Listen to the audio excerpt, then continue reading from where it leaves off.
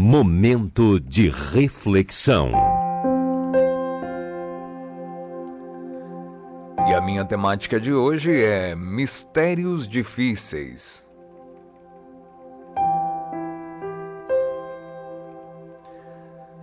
Eu e minha amiga estávamos passeando e conversando sobre o nosso amor pela Bíblia.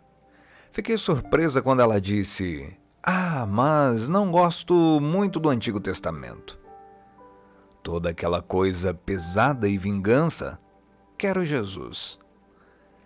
Podemos ecoar suas palavras quando lemos um livro como Naum, talvez ressaltando uma declaração como: o Senhor é Deus zeloso, cheio de vingança e ira. Ainda assim, o versículo seguinte nos enche de esperança. O Senhor é lento para se irar, mas tem grande poder. Quando mergulhamos mais profundamente na questão da ira de Deus, entendemos que quando Ele a exerce, com frequência está defendendo o seu povo ou o seu nome.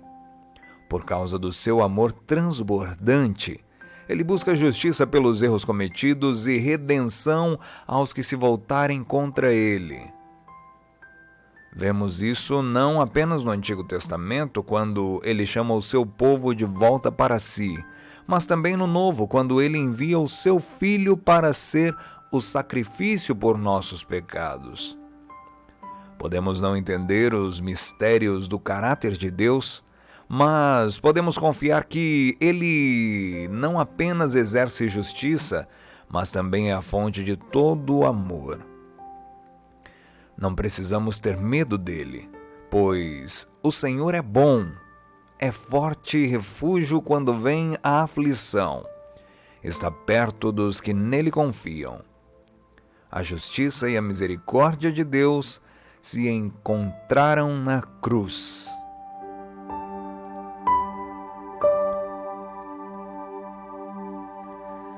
Tá aí essa nossa mensagem de reflexão do dia de hoje com a temática Mistérios Difíceis. A Bíblia, a palavra, a história, ela está cheia desses mistérios a serem desvendados, não é mesmo? Eu já me deparei com pessoas que pensam assim também. Poxa vida, a Bíblia é muito complexa, ela gera uma dificuldade em nosso entendimento às vezes. Preciso ter discernimento para interpretá-la da maneira correta.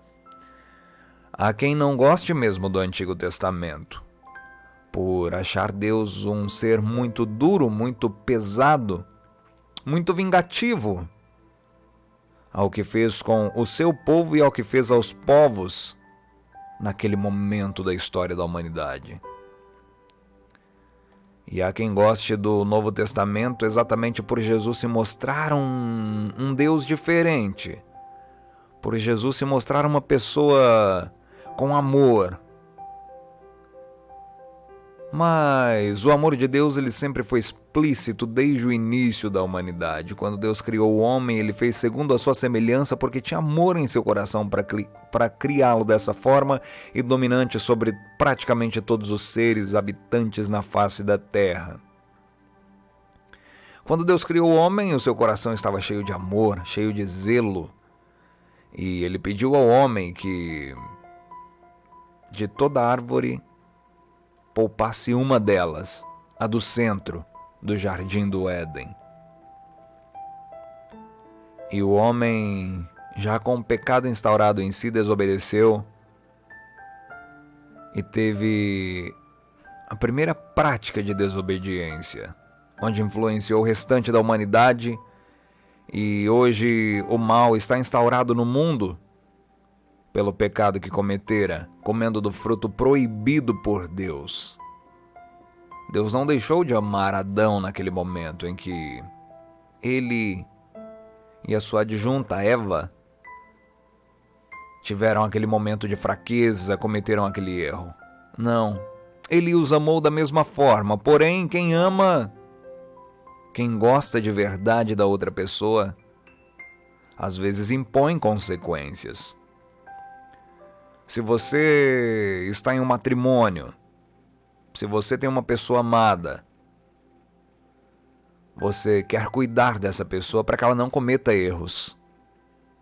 Você não permite que ela cometa falhas. E a partir do momento que ela comete, você impõe a ela as suas consequências. Uma traição, por exemplo. Você e sua esposa, ou você e o seu esposo. A partir do momento que há uma traição dentro desse relacionamento, a parte traída impõe a consequência de, quem sabe, buscar uma separação, um divórcio. Mesmo amando, perde-se a confiança. Mesmo amando, as consequências devem ser pagas. Porque esse é o preço. O preço da desobediência. O preço de escolhermos o caminho errado. É pagar mesmo diante das pessoas às quais amamos. Deus ele não deixa de ter amor pelo ser humano, tanto que no Novo Testamento ele envia o seu Filho para morrer pelo pecado de todos os homens. Visto que ele destrói 2 cidades, Sodoma e Gomorra, pelo pecado do homem. Creio eu que Deus fez isso com muita dor no coração, porque ele não criou o ser humano. Quando ele projetou Adão e a sua geração, ele não criou pensando em destruí-los. Não, jamais. Porém, ele deu livre arbítrio, que Adão e Eva utilizaram 100%, o que os levou ao maior erro de suas vidas. Deus ele não inundou o planeta Terra, salvando apenas uma família, com alegria em seu coração. Com certeza, Deus se entristeceu muito ao ter que destruir um mundo, para que renascesse a esperança, para que renascesse a salvação e o temor a Ele dentro do coração dos homens. Deus não permitiu que o seu povo fosse escravizado por centenas de anos, sofressem sem um propósito diante deles. Não, não, não. Deus é justo, Ele é a justiça, e a justiça leva o homem à salvação. Hoje nos deparamos com uma justiça terrena frágil, errônea, falha. Nos deparamos com uma justiça, entre aspas, injusta, ao condenar pessoas inocentes e ao salvar criminosos. Mas a justiça de Deus, ela é a justiça em sua literalidade. Deus é justo e é justo mesmo, porque Ele é onipresente. Ele está conosco em todos os momentos, não adianta escondermos o nosso erro dele, ou tentarmos, aliás, esconder. Ele vê tudo, Ele sabe tudo, e Ele está vendo o nosso coração e o que se passa dentro dele. Então Ele exerce a justiça que está em seu coração. Deus ele não era mau por ser um Deus justo no Antigo Testamento, mas foi isto que o fez bom, porque com as consequências que ele impusera a toda a humanidade, ele gerou a salvação. E ele motivou a fé e a crença de todas as pessoas que acreditavam nele, que o buscavam com grande temor. E se ele fez tudo o que fez lá no Antigo Testamento, ele fez exatamente por amor. Ele fez exatamente para salvar as nossas almas.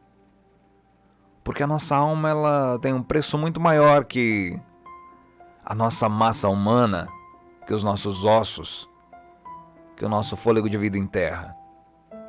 A nossa alma e o nosso coração é muito mais precioso para Deus. E se Ele tiver que tirar o seu corpo dessa terra, se Ele tiver que apresentar a morte a você, Ele fará isso por amor a você. Ele fará isso por amor que ele tem pela sua alma e por querer que a sua alma habite com ele eternamente. Então, tudo que Deus fez foi dentro do seu projeto, dentro do seu plano de salvação. E a redenção para os errados, a redenção para os pecadores, ele nos mostra a partir de Mateus, Marcos, Lucas, João, Atos dos Apóstolos, no Novo Testamento, mandando o seu Filho para que morresse por todos nós. Um ato justo e perdoador. Mais uma chance que ele estava dando à humanidade de entrar pelos bons caminhos e fazer a melhor escolha das nossas vidas. E nem todos entenderam isto. Aliás, poucos entenderam que Deus mandou Jesus para morrer no nosso lugar. Para que fizesse justiça em nosso lugar. Era para eu e você estar naquela cruz pelos nossos erros. Mas Deus falou, chegou a hora. Chegou a hora de mostrar à humanidade que eles terão mais uma chance. E que pode ser, quem sabe, a única e última chance da vida de cada um de nós. Da minha, da sua. Então acredite nisso. Acredite nessas palavras como um credo para você. E pense que esta é mais uma chance do Deus justo. Ele fez justiça entregando o seu filho. Alguém teria que se sacrificar para que a justiça fosse feita. Porque é assim. Quando acontece algo, quando se comete um erro, para a justiça se concretizar, para se consolidar a justiça, alguém precisa pagar o preço. Esse alguém era para ser eu, era para ser você. Mas veio uma pessoa inocente, pura, limpa, linda de alma e espírito, e morreu no meu e no seu lugar, pelos erros que nós cometemos. Ou seja, o mais injusto dos homens sou eu, é você, porque nós permitimos que um inocente morresse na cruz do Calvário em nosso lugar, sem fazer nada para deter isto. Porque era o plano da salvação de Deus para cada um de nós. Assim como foi o plano da salvação de Deus para com seu povo, desde o princípio da humanidade. Acredite, creia nisso e aproveite essa chance de justiça que Deus deu a você. E salve-se enquanto é tempo. Coopere com a justiça de Deus, porque ela não é falha. Não pense que Deus está sendo injusto com você, ou está sendo injusto com algumas pessoas. Não, porque Deus ele não falha na sua justiça.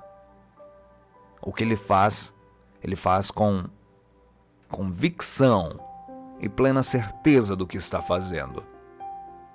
E ele faz porque tudo isso que ele faz está no seu plano de salvação humana.